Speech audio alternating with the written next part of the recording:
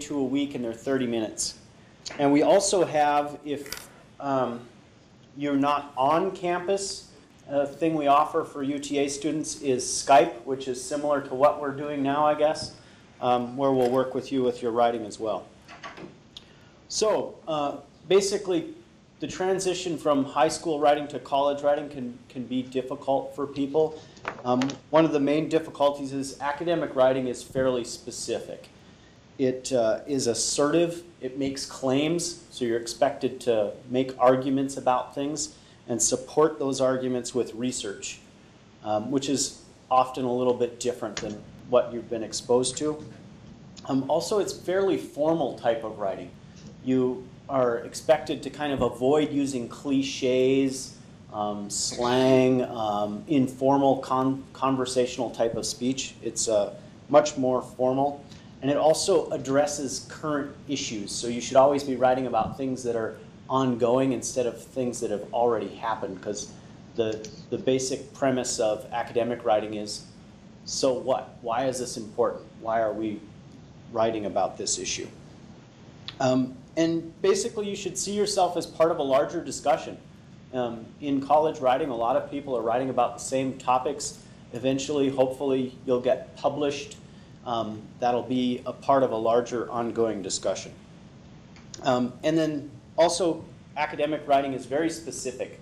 It's about specific topics. You're making specific claims. It's not vague. It's not overly general. All right, so that's a quick, brief academic writing. Do you have any questions before I move on? No. No? All right. I know this is all a bit dry. I just want to give you this background because as an instructor, these are some of the issues that I see with all new incoming students. And are some of you taking AP writing courses, or will be taking AP writing? Yes. Okay, so hopefully this will be useful for you as well. All right, and the other thing is, in the shift to college writing, is you should be thinking about writing as a process. It's not this magical thing that people either can do or they can't do. It's something that's ongoing, you're working on it. It can be fairly tedious if you don't like writing. However, it's really important that you see it as a process and ongoing. And part of that process is the invention, coming up with ideas. What are you going to write about? That can be something as simple as brainstorming, mapping out, here's the general topic I want to discuss, here's different aspects of that topic. It can be something as simple as pre-writing, just sitting down in a journal and starting writing everything you kind of know about a topic, and then figure out what you need to fill in, what further research you need to do. It can be something as simple as grouping things together, making connections.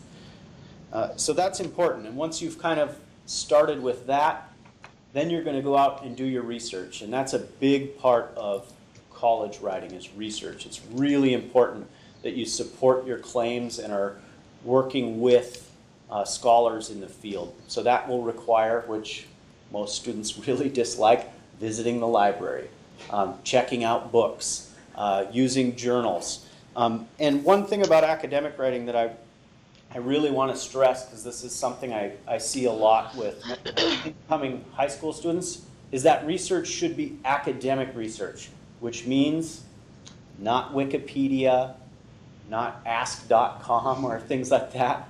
That's usually where students go first. That's okay to go there first to kind of get a general sense, but then you need to have those academic sources to back that up. And a good reason for this is, if any of you are Stephen Colbert fans, you know that what he had some of his listeners do was go in and alter Wikipedia entries and make really ridiculous claims, and people didn't catch it for a while. And since Wikipedia is user-generated, although they are much better now, it could be your roommate writing that entry. And I don't know about you, but I've had roommates in the past that I wouldn't trust what they know about a certain topic. And also your research should be specific. You should focus on specific issues. From there, you're going to move into the writing phase.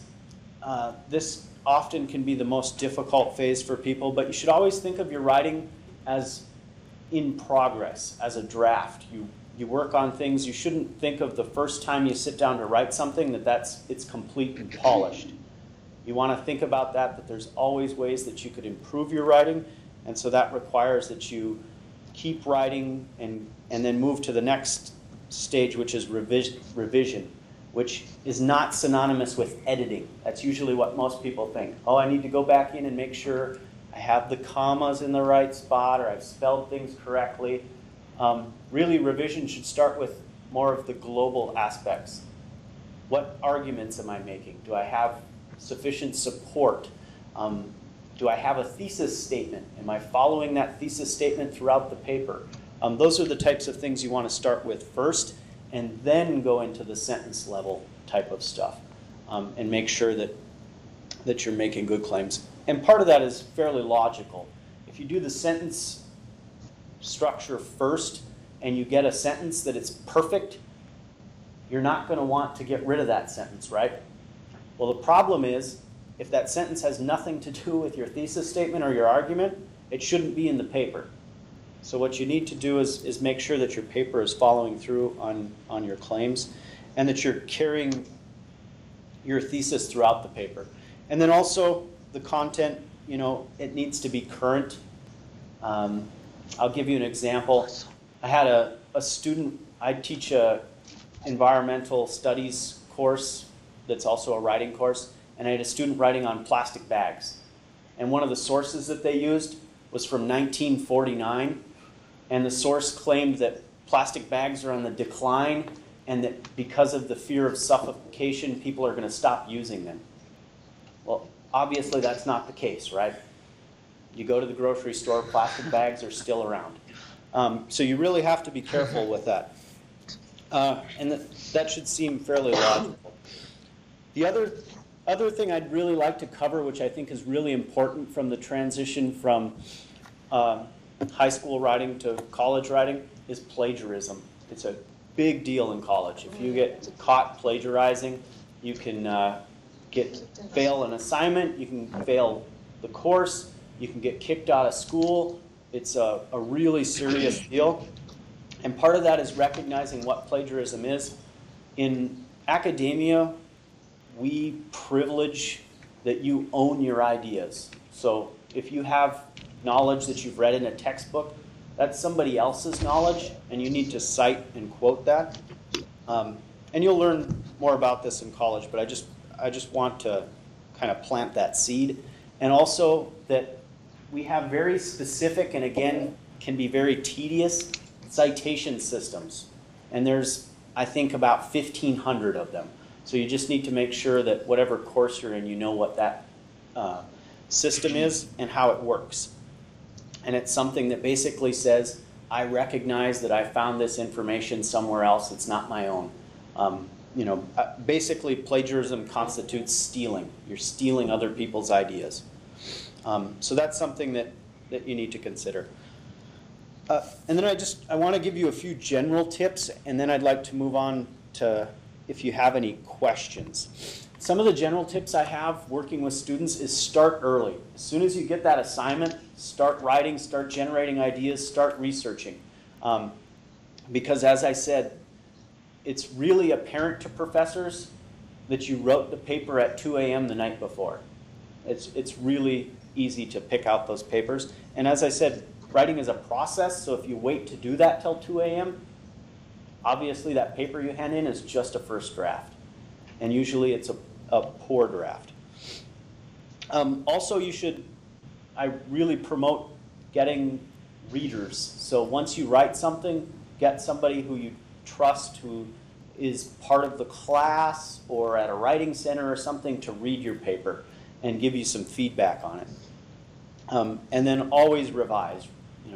Your first shot at a paper, you should see that as a draft, as I said, and you should go back to it and work through it. Let it sit for a while so you can think about what you wrote, and then come back and read it and ask yourself, have you sufficiently covered the topic? The other thing is get yourself a writing handbook. You can usually find them fairly inexpensive. Used bookstores carry all sorts of them. Because one of the things is a lot of the college writing courses assume that you already know all of the kind of grammatical issues, and they just immediately jump into content, style, how you structure arguments, not whether subject-verb agrees. However, they'll expect that you know that. So